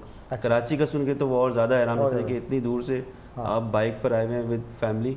हाँ। तो उनके लिए थोड़ा सा जो है कि ये एक अलग चीज़ होती थी। मेहमान नवाजी देखी कहीं पे आप? वहाँ वाकई बहुत बहुत ज़्यादा मेहमान नवाजी थी। कहाँ पर, किस इलाके में ज़्यादा थी? हमें हुंजा में और गिलगित में बहुत अच्छी मतलब ये कि ट्रीटमेंट वहाँ मिली, हॉस्पिटलिटी हमारी बहुत वहाँ हुई। झगड़ा कितनी दफा हुआ आपस में मियाँ बीवी का? ये नहीं, बता ऐसा नहीं है। नहीं, ऐसा थोड़ा तो बहुत तो एक मैं भी मूड बार ऑफ, नहीं है। वो उधर उधर, इनके पास ऑप्शन नहीं है, अगर ये रूठ गए तो फिर कौन? नहीं, अल्लाह का शुक्र है ऐसा अल्हम्दुलिल्लाह एक भी बार नहीं हुआ। झगड़ा नहीं हुआ? नहीं, फिर मजा नहीं इनफैक्ट है? ये मुझे कहते थे कि भाई कुछ खरीद ले। मैं कहती थी बाइक पे हम सामान कैसे कैरी करेंगे, आप हाँ। मुझे बताएं। ये भी बड़े सियाने हैं, इसीलिए तो बाइक पे ले गए। नहीं, ख्वाहिश ही अगर वो वैसे लेके जाते ना तो फिर तो ये था कि सामान वामान, तो फिर इनको भी ये बहाना होगा, ले लो, इनको पता है कहाँ रखेंगे, ये खुद ही परेशान होगी। तो ये थी नहीं, चिंता। वहाँ पे इनकी ड्रीम थी कि जब ये इससे पहले 2019 में गए थे तो हाँ। ये वहाँ पे जो कैप्स होती है हुंजा वाली, चित्राल वाली, जो लाइक बहुत प्यारी सी कैप्स होती है, हाँ। वो आपके लिए लाए थे? लेकर नहीं आए थे। ये नहीं उस आए वक्त थे? ये कह रहे थे कि आप जब चलोगे तो अपनी पसंद से लेना। क्या बात है। तो वो मैंने एक देखी थी, वो बहुत अच्छी लग रही थी। हाँ, तो फिर आपने उसको उन्होंने नजर में कहा रखा कि हुआ था। अगर आप ये नहीं लेना चाहें तो आप पिक्चर्स बना सकते हैं इसकी। अच्छा। तो वो भी हमने पिक्चर्स बनाई और फिर उसको भी कैरी इसलिए नहीं कर सकते थे कि हमारे पास बाइक में बहुत कंसाइज सा सामान था और उसमें हम ज़्यादा एक भी चीज़ और ऐड ऑन नहीं कर सकते थे। अच्छा, तो फिर नहीं वापसी पे दिल ने नहीं चाहा कि इसको ट्रेन पे बुक करा लेते हैं, हम भी ट्रेन पे चले जाते हैं, जरा सुकून के साथ गपशप करते हैं। अब बाइक पे वैसे गपशप करते थे कि हाँ क्या हुआ, खाला ने क्या कहा, किस किस के कमेंट आ रहे होता है ना, बंदा आगे बाइक चला रहा है पीछे ऐसे ऐसे ऐसे करके, तो बात करने में आसानी होती है ना। बिल्कुल हाँ, कान के वो तो आप माशाल्लाह उनके कान पक गए होंगे। नहीं ऐसा बिल्कुल गाड़ी में ये होता है, बंदा फोन भी चेक कर रहा है, सॉन्ग्स भी सुन रहा है, और है ना फोकस ज्यादा होता है इसमें। हाँ, एक दूसरे से सिर्फ बात। बाइक की ट्रैवलिंग में हमने एक भी बार सॉन्ग्स वगैरह तो बिल्कुल भी नहीं सुने। हाँ, वीडियो बनाने की जिम्मेदारी मेरी होती थी, पिक्चर्स मैं बनाती थी, पीछे मोबाइल बिल्कुल मेरे पास होता था, और कोई भी ऐसा व्यू अगर हमें ऐसा लगता था कि हमने व्यू मिस कर दिया है, हाँ। तो हम बाइक वापस 1 किलोमीटर भी पीछे वापस लेके जाते थे, उस व्यू को कैप्चर करते थे और दोबारा से देखते थे। कितनी तस्वीरें ली होंगी आपने अंदाज़ा? पिक्चर्स तो अप्रोक्सीमेटली 8000 पिक्चर्स हैं हमारे 8000 जी। सोशल सेल्फियां मीडिया कितनी दी हिना की? 7500 तो उसमें सेल्फियां होंगी, बिल्कुल बिल्कुल इतनी सेल्फी होंगी। है ना, सिर्फ सेल्फियां ही होंगी उसमें। अच्छा, सोशल मीडिया पे कैसे वायरल हो गया आप लोगों ने? पिक्चर्स वगैरह की वजह जी से? हमने कुछ पिक्चर्स शेयर की थी, फिर वहाँ से एक जो है चैनल ने हमें कवर किया, स्टोरी वहाँ कवर की हमारी, उसके बाद यहाँ पर फिर न्यूज़ ने हमें कवर किया कराची में। सही। तो बातें आपने सुनी या सुनाई भी? वैसे सुनाई ज़्यादा है। अच्छा, ये कौन सी सुनाई है? बातें सुना नहीं है या बातें सुनाई सिर्फ आपने? नहीं, सिर्फ बातें सुनाई हैं। इनको एक एक जगह जो मैंने देखी हुई थी और जो मतलब वहाँ पर हमने मतलब ये कि देखा था, वो तमाम जगह इनको मैंने दिखाई कि हम यहाँ स्टे किया था हमने, और यहाँ से ये चीज़ ली थी और यहाँ की ये चीज़ मशहूर है, उसकी हिस्ट्री बताई, तमाम चीज़ें जो मैंने वहाँ उसके बारे में मालूमात हासिल की थी वो तमाम इनको भी बताई। सबसे ज़्यादा मज़ा कहाँ पे आया? सबसे ज़्यादा मज़ा वैसे हमें हुंजा में आया, क्योंकि वहाँ इनकी बर्थडे हमने सेलिब्रेट की थी। अच्छा, और चाइना बॉर्डर जिस दिन पहुँचे उस दिन उनकी बर्थडे थी। फरमाइश कौन सी की आपने जो वहाँ पे उन्होंने पूरी की? बस मुझे चपली कबाब बहुत पसंद है, इसलिए मैंने इनसे कहा कि मुझे हर जगह का कबाब जरूर आप चपली कबाब खाया तो नहीं आपने? खाया, खा लिया? मैंने हर जगह का ट्राई किया था। सही किया आपने। हर जगह का, कोई ऐसा रास्ते में कोई ऐसा मकाम नहीं होगा जहाँ का मैंने वो ट्राई ना किया हो। जबरदस्त, क्या और बात। आपने इनको भी जबरदस्त खिलाया। सेहत इनकी बता रही है कि खाना अच्छा माशाल्लाह इन्होंने खाया। इनको एक घूमना बहुत पसंद है और एक खाने की ये माशाल्लाह बहुत शौकीन है। माशाल्लाह ज़बरदस्त। और हम वहाँ की ट्रेडिशनल डिशेस जो थी वो भी ट्राई करते हुए जा रहे थे कि इस इलाके की क्या ट्रेडिशनल डिश है। कितने दिन लगे आपको पूरा ट्रिप जाके और वापस आने में? पूरे ट्रिप में हमें 20 दिन लगे हैं। 20 दिन लगे जी। सफ़र में कितने रहे? 19? सफ़र में पूरे सफ़र में ही रहे हम। पूरे सफ़र में रहे। स्टे कम किया और जी ट्रैवल ज़्यादा स्टे हम सिर्फ रात जो है रुकने के लिए करते थे कि आगे रास्ते अगर ठीक नहीं है तो हम एक दिन कहीं स्टे करते थे, फिर अर्ली मॉर्निंग उठकर वहाँ पहले एक जगह देखते थे, घूमते फिरते थे वहाँ की, फिर उसके बाद फिर आगे ट्रैवल। Guidance mobile Google? बिल्कुल, नेविगेशन जो है मैप, गूगल मैप। चलें, ज़बरदस्त। कहीं कोई नाखुशगवार वाक़या पेश नहीं आया? नहीं, अल्हम्दुलिल्लाह ऐसा कोई वाक़या नहीं हुआ, बिल्कुल क्योंकि ये अल्हम्दुलिल्लाह। सारी वो चीज़ें क्योंकि मीडिया के थ्रू जब जा रही हैं तो काफ़ी लोग ऐसे जो आपको बिल्कुल। देख रहे हैं, अभी कोई बाहर से देख रहे हैं, कोई अपने मुल्क के मुख्तलिफ शहरों से देख रहे हैं, ताकि वो भी हिम्मत करें। ऐसी कोई बात नहीं, पुरअमन मुल्क है हमारा, ज़बरदस्त है, जी, जी, खूबसूरत है, बिल्कुल, तो बेशक। जाया जाए, घूमा जाए। Thank you very much. कौन सा पैगाम देंगे आप कपल्स को खास तौर पर? कपल्स को बस ये पैगाम देंगे कि वो हिम्मत करें और कोशिश करें, वो भी कर सकते हैं, कुछ भी नामुमकिन नहीं है। और कानों में कुछ लेके जाएं। बिल्कुल, पीछे अगर बेगम पीछे बैठी हो तो हेलमेट से भी आवाज़ आ जाती है, तो और मज़े। लेकिन इनकी आवाज़ ज़रूरी थी क्योंकि मैप इनके हाथ में था। हाँ। ये बताती हैं कि किस तरफ जाना है और कहाँ अपने टर्न है, कहाँ से कोई ज़्यादा टर्निंग है, आप तो कहाँ पे पहले straight वैसे road है। जा चुके हैं तो थोड़ा अंदाजा तो वो होगा। मुझे तकरीबन रास्ते तो याद थे। चले, आप क्या पैगाम देंगी? यही पैगाम देना चाहूँगी कि कुछ भी नामुमकिन नहीं होता, हाँ। लेडीज़ के लिए भी कुछ भी नामुमकिन नहीं है। नहीं, तो नहीं, अगर आप कोशिश करें, हिम्मत करें, अगर आपको मोटिवेट किया जा रहा है तो आप ज़रूर जाएं। आज सारे हस्बैंड हैं जिनकी पुरानी जो बाइक है ना, वो भी वो सब बेगम ठीक कहे कि हो इसको जाएगी ठीक करवाओ, इंशाल्लाह। मुझे नहीं पता, मुझे जाना है इस्लामाबाद। हाँ, आज देखिएगा आपके पास तो प्रोफेशनल बाइक हो गया जो भी। ऐं ब्रेक खां पहिरीं पाण ॻाल्हायोसीं पिए हिना नबील हसन सां, जंहिं मोटर बाइक ते पूरे पाकिस्तान जो टूर कयो ऐं बल्कि हनीमून कयो मोटरसाइकिल ते। केतिरा इम्प्रेसिव कपल हो न। शादी खां असांखे बि उन्हनि सां पोइ कुझु शुरू सिखणु घुरिजे, इहो पीरियड हलंदो रहंदो आहे। स्पेशली जेके यंगस्टर्स आहिनि उहे अहिड़ा ट्रिप्स करणु चाहिनि था त उन्हनि खे उन्हनि सां शादी खां पोइ फौरन 6-7 महीना ताईं ठीकु आहे करे ठीकु छॾियो। आहे न, साल ताईं सुठो हूंदो आहे उनजे। उन खां पोइ अलाह कंदो घुमंदा रहंदा पाण में। प्रैक्टिकल ऐं उन खां पोइ हींअर असां सां गॾु जेके महिमान मौजूदु आहिनि सॉरी उन तालुक़ु हिकु अदीअ जो तालुक़ु आहे डिज़ाइनिंग सां, फैशन डिज़ाइनर आहिनि। छा हुजणु खपे, छा पाइजे मौसम जे हिसाब सां, रंगनि जे हिसाब सां ऐं ट्रेंड जे हिसाब सां। ऐं ॿी जेका आहे असांजी महिमान उनजो हर्बलिस्ट आहिनि, उहे ॿुधाईंदी त कीअं ख़ूबसूरत रहिजे, स्लिम रहिजे, स्मार्ट रहिजे, सेहतमंद रहिजे ऐं स्किन खे कीअं ग्लो कजे। पर उन लाइ सेहतमंद स्किन ऐं सेहतमंद जेका ज़िंदगी आहे उन जो मक़सदु सिर्फ़ु इहो न आहे त सन्हो हुजणु या छा, ख़ुशि रहिजे, स्किन भले कलर कहिड़ो बि हुजे पर हेल्दी स्किन हुजे ऐं सुठो खाइजे, सुठो पीजे। तो असां सां गॾु महिमान आहिनि उम्मे राहिल। अस्सलाम वालेकुम, गुड मॉर्निंग, कैसी हैं आप? वेलकम कहते हैं हम आपको, थैंक यू। ऐं फहमीदा भट्टी साहिबा, अस्सलाम वालेकुम। अदी तव्हां कीअं आहियो, ठीकु आहियो? शुक्र आहे, तव्हां कीअं आहियो? बिल्कुलु असां फर्स्ट क्लास आहियूं, फर्स्ट क्लास अल्हम्दुलिल्लाह। पहिरियां ख़ूबसूरत थिए प्रोफेशन कजे या पहिरियां फैशन करे? ॿई जेके आहिनि भेणूं आहिनि। पहिरीं स्किन ते ॻाल्हायूं था ऐं वारनि ते ॻाल्हायूं था। तो सबसे पहले तो इतना ज़्यादा बालों का जो इशू है और अब जो वेदर चेंज हो रहा है, विंटर्स आने वाले हैं और हेयर फॉल बहुत ज़्यादा होता है, बाल बहुत ज़्यादा ड्राई हो जाते हैं, तो उसके लिए आपके पास कौन कौन से हर्ब्स हैं? अच्छा देखिए, हर्ब्स तो बेतहाशा होते हैं और हर्ब्स के अलावा अगर हम बात करें अपने किचन की, तो हमारे पास जो अल्लाह ताला ने हमें जो मसाले दिए हैं, ये खाने की जो चीज़ें दी हैं, अगर हम उनका ही सही इस्तेमाल कर लें तो भी हम अपने बालों को हेल्दी रख सकते हैं। And other thing is that कि हेयर फॉल जो है वो सर्दियों के साथ रिलेटेड नहीं है। इस वक्त तो मतलब कंटिन्यूसली जो है हेयर फॉल चल रहा होता है और कोविड के बाद जिसको कोरोना हो चुका है उसका हेयर फॉल बहुत सीवियर होता है, इसलिए कि बहुत ज़्यादा वीकनेस आ जाती है। हेयर फॉल को रोकने के लिए, कंट्रोल करने के लिए सबसे बेहतर चीज़ है ऑयलिंग। हमारे यहाँ बहुत से लोग कहते हैं जी ऑयलिंग नहीं करनी चाहिए या कम लगाना चाहिए, तो ऐसा कुछ नहीं है। थ्राइस अ वीक आपको ऑयलिंग करनी चाहिए, प्रॉपर ऑयलिंग करनी चाहिए। अगर आपके बाल बहुत गिर रहे हैं, बेस्ट ऑयल जो है सरसों का तेल है, सेकेंड नंबर पे आपका जो है ऑलिव ऑयल है, थर्ड नंबर पे बादाम का तेल है। इन तीनों जो तेल जो भी आपको सूट करता है वो ऑयल आपने लेना है। और अगर आपका बाल गिर रहा है तो उसके अंदर आपने सिर्फ मेथी दाना, लौंग, प्याज और चुकंदर, ये तमाम चीज़ों को डाल के जलाना है और ये तेल बना के, और इस तेल को आप जब लगाना शुरू करेंगे तो आपका हेयर फॉल भी कंट्रोल होगा और न्यू ग्रोथ भी स्टार्ट होगा। अच्छा, लौंग आ गए इसमें, और तेल कोई भी हो, तेल कोई लौंग, चुकंदर, प्याज, मेथी दाना, यस, ओके। इन सबको ग्राइंड करके और नहीं ग्राइंड नहीं करेंगे, लेकिन अगर आपके पास तकरीबन आपका 1 पाव के करीब तेल है तो उसमें आपने हाफ कप जो है ये तमाम चीज़ें डाली है। मेथी दाना 2 टेबल स्पून या हाफ कप कर लीजिए।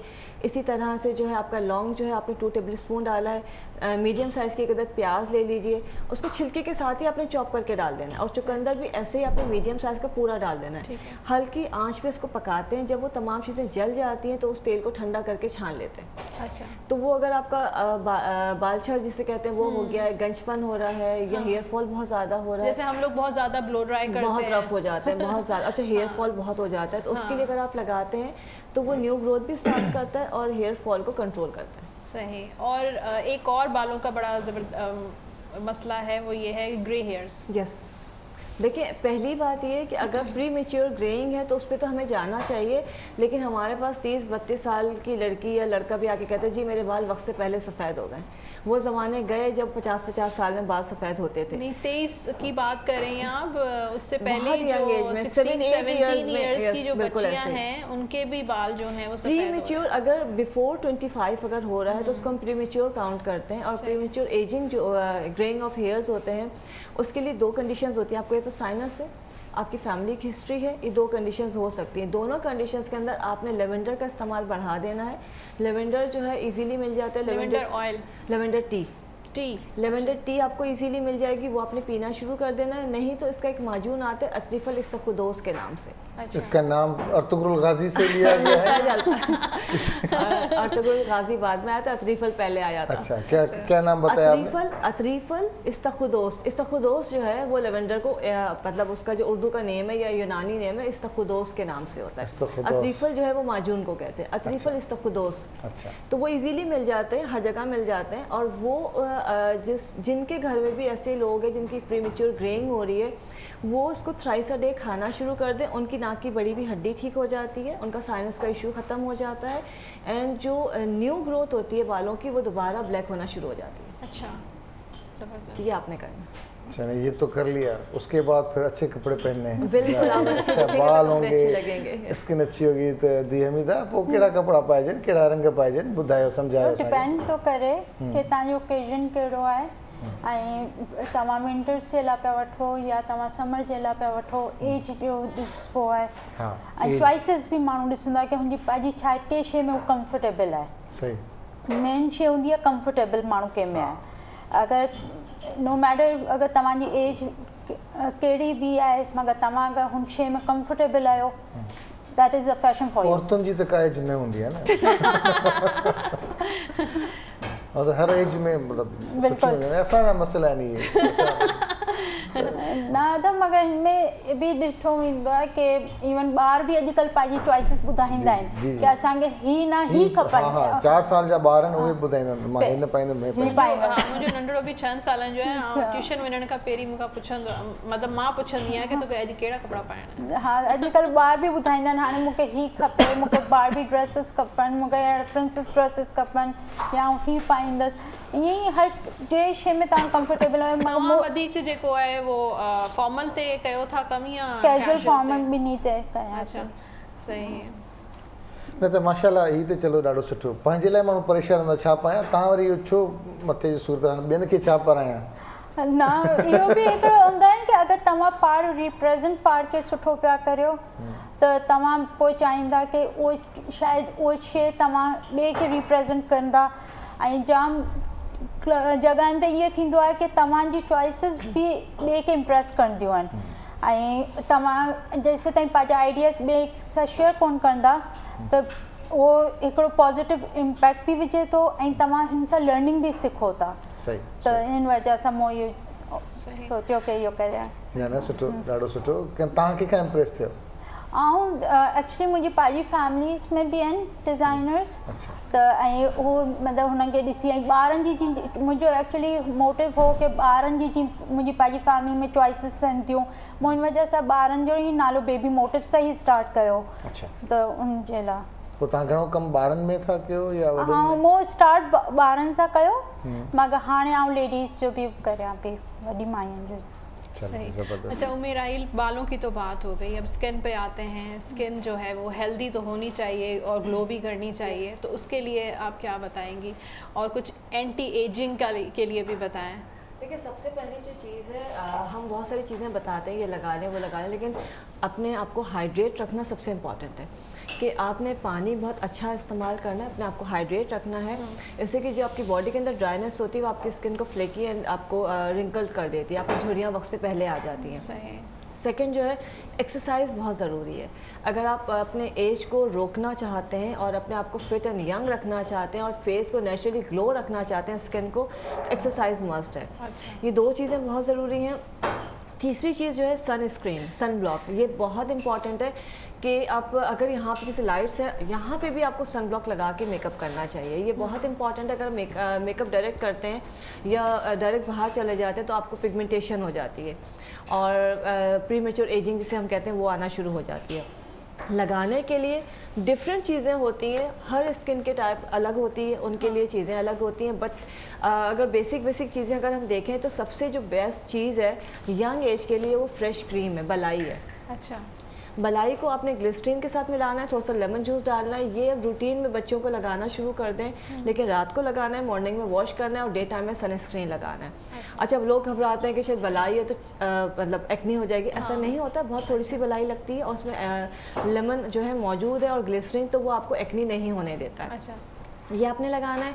सेकंड चीज़ होती है कि आपकी स्किन टू टोन है, उसके ऊपर स्पॉट्स आए हुए हैं, तो उसके लिए आपने कॉफ़ी लेनी है, चावल का आटा लेना है और उसमें शहद मिलाना है। अच्छा। इन तीनों को मिला के जब आप स्क्रबिंग करेंगे ट्वाइस या थ्राइस अ वीक, तो आपकी जो डेड लेयर है वो रिमूव होना शुरू हो जाएगी और साथ साथ जो है स्किन ग्लोइंग होना शुरू हो जाएगी। और यही जो आपका स्क्रब है एंटी एजिंग के लिए भी इस्तेमाल होता है। थर्ड चीज़ जो है एलोवेरा जेल है। एलोवेरा जेल एक ऐसी चीज़ है जो आपके बाल हो, आपके स्किन हो, आपकी बॉडी हो, हर चीज़ के लिए परफेक्ट है, एक्सीलेंट है।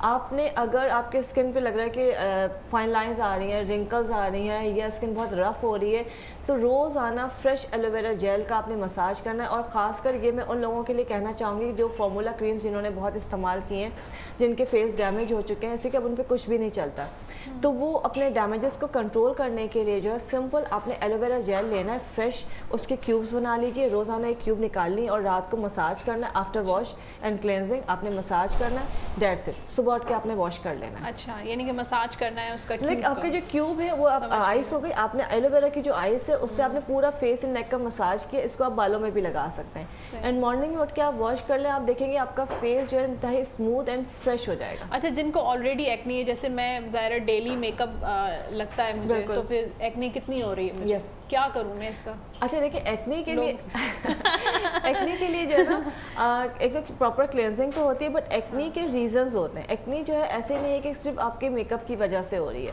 आपके इंटरनल कुछ इश्यूज होते हैं, प्रॉब्लम्स होती हैं। अगर आप उनको क्योर कर लेते हैं तो आपका एक्ने कंट्रोल होना शुरू हो जाता है। इंटरनल इश्यूज तो मुझे कोई भी नहीं है। अगर स्किन ड्राई रहती है, नहीं, ड्राई भी नहीं रहती, नॉर्मल है, हाँ। तो आपने क्लेंजिंग करनी है। उसके अलावा जो है आप मुल्तानी मिट्टी लेंगे, पुदीना लेंगे, नीम लेंगे, इसका आपने पेस्ट बना के रख लेना है। पुदीना एंड मुल्तानी मिट्टी और नीम को पाउडर बना लें ड्राई करके, और मुल्तानी मिट्टी ड्राई होती है, इसका आपने बिल्कुल फेस पैक बना लेना है। और रोज़ाना आपने आफ्टर क्लेंजिंग जो है इसका जो है ना रोज़ वाटर के साथ पेस्ट बना के अपने फेस पे लगाना है। अच्छा। और 15 मिनट्स के बाद वॉश ऑफ कर लीजिए। अच्छा, डेली करना है? डेली कर ले तो तकरीबन एलोवेरा जेल तो मैं यूज़ करती हूँ, बिल्कुल सुबह मैं करती हूँ। अच्छा, एलोवेरा जेल कभी भी डे टाइम में यूज़ नहीं होता है। अगर डे टाइम में एलोवेरा जेल यूज़ कर दें, तिब नबी में इसकी ताकीद है कि एलोवेरा जेल हमेशा आफ्टर मगरिब यूज़ किया जाता है, वरना सन टैनिंग हो जाती है। अच्छा, अल्लाह ताला ने मर्दों के लिए भी काफ़ी चीज़ें बनाई हैं।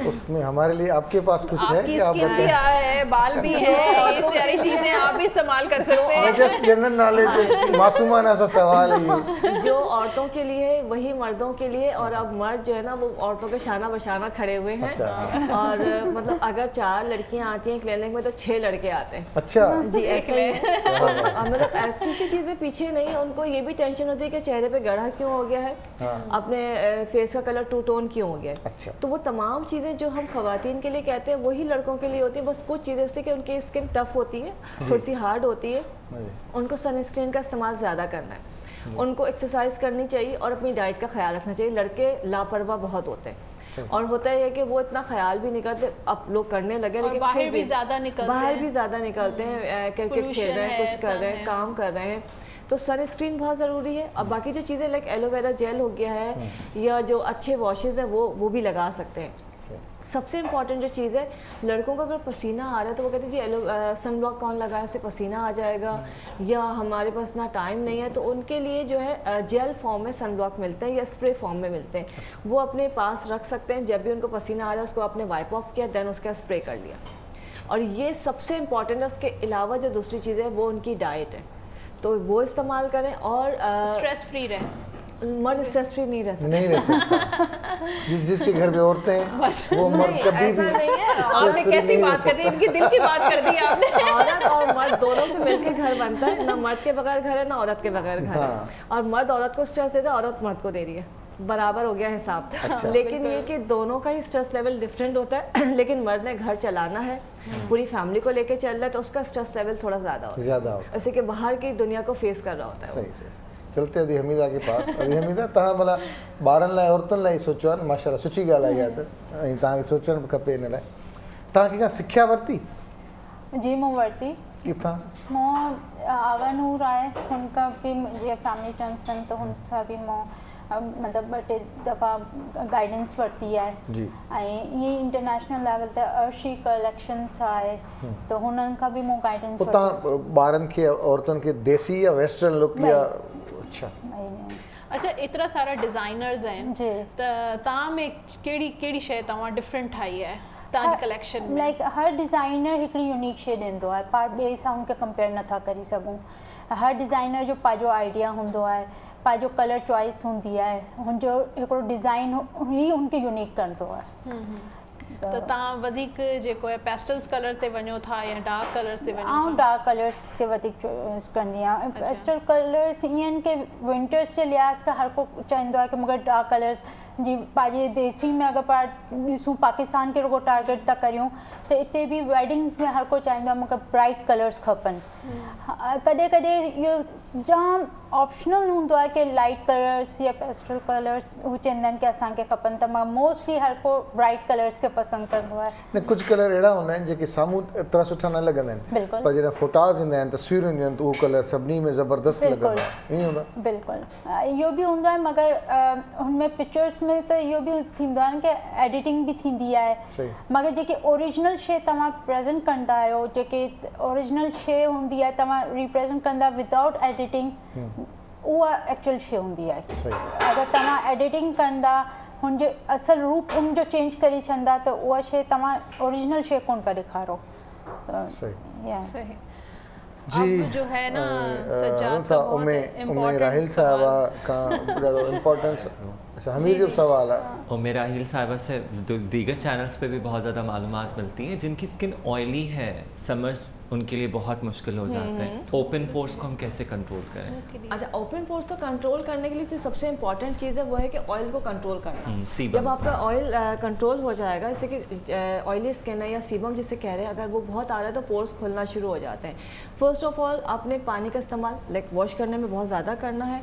ऑयल कंट्रोल जो वॉशेस आते हैं वो इस्तेमाल करने हैं। मुल्तानी मिट्टी जो है बहुत बेहतरीन है। इसके अलावा मटर जो होते हैं, ड्राई मटर लेके सूखे हुए मटर मिल जाते हैं, उसका पाउडर बना के उसको आपने पेस्ट बनाना है क्यूकम्बर जूस के साथ। ये बेस्ट चीज़ है आपके पोर्स को मिनिमाइज़ करने के लिए।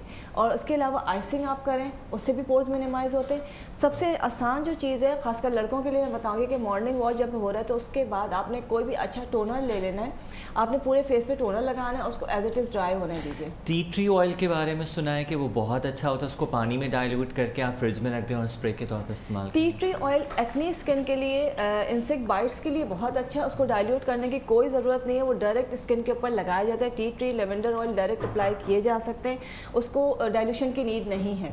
अगर एक्ने जैसे आपके एक्ने, आप अगर टी ट्री लगाती हैं, लेवेंडर लगाती हैं, बर्गामोट लगाती हैं, तो आपका एक्ने जो है ना बैठना शुरू हो जाएगा। अच्छा एक और बात, हाँ जी, आप कह रही हैं कि एलोवेरा हमेशा मगरिब के बाद लगाना चाहिए, लेकिन जो हम पिंटरेस्ट पे यूट्यूब पे देख रहे हैं कि वो मॉर्निंग में लगाएं, मसाज करें, इवन सनस्क्रीन के तौर पे भी इस्तेमाल किया जाता है, ये गलत बात है। इसलिए कि मैं जो फॉलो करते हैं, बल्कि हम सभी करेंगे, तिब्बे नबी से बढ़कर तो तिब्बे नबी से बढ़कर तो कुछ नहीं। और अगर आप इसको रिसर्च कर लेंगे तो एलोवेरा जो सिंथेटिक मिल रहा है, फॉर्मुलेटेड मिल रहा है, वो प्योर नहीं है। लाइक वो तो बॉटल्स में मिल रहा है, वो तो सिर्फ एक फार्मूला है। जेल बना के एक्रोपाइल का आपने जेल बनाया, देन उसको एलोवेरा का नाम दे दिया, ग्रीन कलर डाल के। प्योर एलोवेरा आप दिन में लगाएंगे, आपको टैनिंग हो जाएगी। एक और बात, एलोवेरा जो हम फ्रेश प्लांट से निकाल रहे हैं, जहाँ जहाँ हमारी डार्क स्पॉट्स बन गए हैं शेविंग के, कहीं और कट भी लग जाता है, उसके लिए भी क्या ये बेहतरीन होता है? बहुत ज़्यादा हील करता है जल्दी? क्या वाकई ऐसा? बहुत जल्दी करता है, एक्सीलेंट चीज़ है, आप इसको अप्लाई कर लीजिए। इसके अलावा अगर इसमें थोड़ी सी हल्दी मिला लीजिए तो वो कट्स के लिए, माइनर कट्स जो होते हैं, बर्न्स होते हैं, उसके लिए बहुत ज़बरदस्त हीलिंग एजेंट का काम करता है। Thank you so much. एक और बात आज के लिए काफ़ी है। नहीं अब थोड़ा सा हम इतने फॉर्मूले याद नहीं रहेंगे। नहीं मुझे सवाल जैसे आपने कहा ना 4 लड़कियां आती है तो 4 लड़के आते हैं, हमारे प्रॉब्लम कोई सुनने वाला था नहीं। ये तो अल्लाह ताला की मेहरबानी है, आजकल चीज़ें कुछ देखभाल के हमें थोड़ा थोड़ा पता चल गया ना, तो हमारे बड़ों ने नहीं किया, हम करने की कोशिश कर रहे हैं, छोटे और ज़्यादा कर लेंगे। मेरे पास क्योंकि एलोवेरा प्लांट है, मैं क्या करता हूँ, जिस दिन सुबह में शैम्पू हम करके ऑफिस आते हैं तो मैं उसी दिन वो निकाल कर और उसका जेल सर में भी लगा लेता हूँ, स्किन पे भी लगा कर ऑफिस आ जाता हूँ, यहाँ पर दोबारा वॉश बढ़ भी जाता है वो। उम्मे राहिल साहबा ने आज बताया कि नहीं करना चाहिए, तो मेरे लिए तो बहुत कीमती मालूमात थी। आप रात को लगाइए। मैं भी सुबह एलोवेरा लगाती हूँ और उसके बाद सनस्क्रीन लगाती हूँ, यानी कि ये नहीं करना चाहिए। खुदा की कसम मैं कुछ नहीं लगाता मैंने कभी नहीं है। मर्दों की सबसे बड़ी अल्लाह ने उनको सलाहियत खूबसूरती दे के वो जरूरत नहीं होती। ये तो बात थोड़ा सा वेट पे मुझे सिर्फ ये कि वेट का कैसे कम किया जाए। अच्छा देखिए, वेट की बहुत हम बातें करते हैं और बहुत एफर्ट्स भी करते हैं खुद। अगर आप मेरा चैनल देखेंगे तो उसमें मेरा ख्याल में 200-250 वीडियोस तो सिर्फ वेट पे बनी हुई है। अच्छा।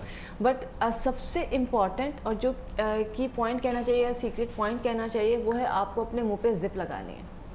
जब ये नहीं हो सकता। हाँ जी। अच्छा, ये नहीं हो सकता तो वेट कैसे कंट्रोल। अच्छा, उसके बाद वॉक शॉक करते हैं हम लोग, मैं करता हूँ 40 मिनट्स की वॉक तो करता हूँ। वॉक तो इम्पोर्टेंट है। अच्छा, वो सिर्फ वेट कम करने के लिए नहीं होती, वॉक एंड एक्सरसाइज आपको हेल्दी रखने के लिए होती है। वेट अगर आपको कम करना है, अगर आपसे जिप नहीं लग रही, आप अपना मुंह नहीं बंद कर सकते, पोर्शंस में खाना शुरू कर दें। इंटरमिटेंट फास्टिंग शुरू कर दें। लाइक आपने 16 आवर्स की जो है फास्टिंग की है, शाम 7 बजे आपने खाना छोड़ दिया, दोपहर 11 बजे या 12 बजे खाना शुरू किया है और पोर्शंस में खाना शुरू कर दीजिए। ये दूसरा बहुत आसान तरीका है। तीसरा आसान तरीका ये है कि आप जो भी खा रहे हैं उसमें पहले लाइक वीकली एक स्केड्यूल बना लीजिए कि आपने 1 वीक जो है सिर्फ आपने प्रोटीन खाना है, 1 वीक आपने ओनली वेजिटेबल्स खानी है, 1 वीक आपने जो है फ्रूट्स का इस्तेमाल करना है और 1 वीक जो है आप मिक्स जैसे लाइक कार्ब्स के साथ इस्तेमाल करेंगे। अच्छा। तो इससे बहुत तेज़ी के साथ इंचेस कम होना शुरू हो जाते हैं। लेकिन वही वाली बात है कि हमने अपने आप को ट्रेन करना है। अगर आप थोड़ा थोड़ा पोर्शंस में खाने की आदत डालेंगे, चाहे आप कुछ भी खा लें, कभी वेट नहीं बढ़ेगा। और जिनका वेट बढ़ गया है, वैसे तो बहुत सारी चीज़ें होती हैं, बट एक जैसे हम डिटॉक्स वाटर का बड़ा क्रेज़ रहा है, लोग अभी भी इस्तेमाल करते हैं। उस डिटॉक्स वाटर में डिफरेंट चीज़ें होती हैं। सिंपल आपने एक पिक्चर लिया है, एक जग पानी का लिया है, उसमें आपने 1 इंच का टुकड़ा डाला है दालचीनी का। ये मैं सबसे आसान तरीका बता रही हूँ और बहुत आजमूदा। और 1/4 टीस्पून, चौथाई चाय का चमचा मेथी दाना, इसको आपने रात में भिगो दिया और दिन भर में ये पानी आपने कंज्यूम करना है। अच्छा, सिर्फ ये 1 लीटर पानी नहीं पीना, इसके अलावा एक्स्ट्रा पानी भी पीना है। 3 लीटर्स पानी इन अ डे मस्ट होता है।